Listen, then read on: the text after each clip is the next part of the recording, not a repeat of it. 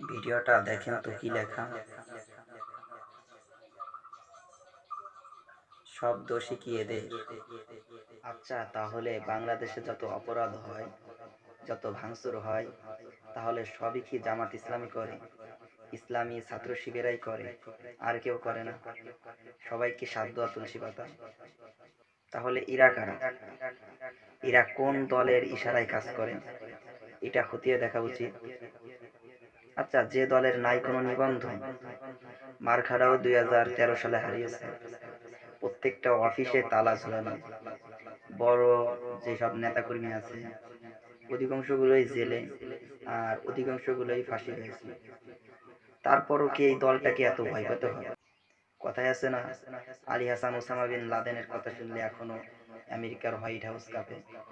আমার মনে হয় তেমনি করে ইসলামী শাসনতান্ত্রিক বাংলাদেশ, জামাত ইসলামের নাম শুনলে বাংলাদেশের কিছু নাস্তিকরাও কাঁপে। যেই দলের নামটা নেবে, যে নাম নেওয়ার আগে পিছনে ইসলাম আছে, সেই ইসলামটা বলবে, এতটুকু জ্ঞান যার নাই, তাকে কে সাংবাদিকের চাকরি দিচ্ছে? হয়তোবা যে চেয়ারে বসে বলছিল কথাটা, সে হয়তো ইসলাম বলছিল, যে জামাত ইসলাম, ইসলামী ছাত্র শিবির বলছিল।